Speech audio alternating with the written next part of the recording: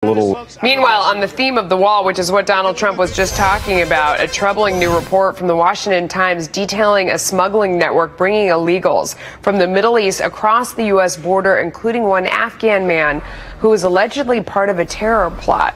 Pinal County Sheriff Paul Babeu from a border region in Arizona is joining us now. And first of all, I want to go back to this story about this person who got over the border. Looking at the details, you know, he was with a group who was paid to smuggle him in from Mexico. They went underneath the border fence. Originally, his name was run through a terrorist screening database and came up as not a dangerous individual. Then they went through a second database, the FBI's Terrorist Identities Data Mark Environment database, and that's when they figured out that he was linked to terror. How common do you think this is? Well, I can tell you that what's troubling one person, one terrorist, is concerning. But we had, just in this one report, 12 different individuals that came from hotbed countries of interest in the Middle East.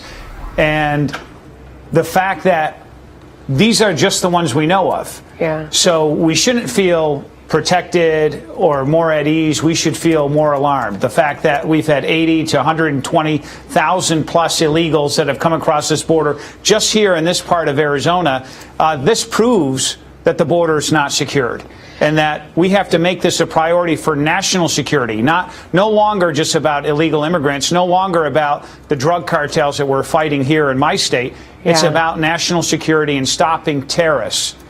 And there are so many different issues at play here, and you really touch on that, because on the left, you know, a lot of times they try to make this issue about racism or about immigration and what should the rules be for immigration. Then there's the whole conversation about drugs and violence coming over the border. But this is even another layer that's even more terrifying, because we know that every terrorist group is trying every way they can to get into this country. In this case, they crawled under a fence. What do you think would have made a difference in a physical sense? Well, what Donald Trump has been talking about, I'm a retired Army officer as well. Other countries, I've been to Israel, secure their borders. They build double barrier fences. I've helped build double barrier fences south of San Diego, north of Tijuana, and it works. And we need technology to complement those barriers with infrared cameras, lighting, and also sensors. And then more important than even the fence is, how about this novel concept of enforcing the law? Right now, there is no law, because this president, Barack Obama, has waived the law.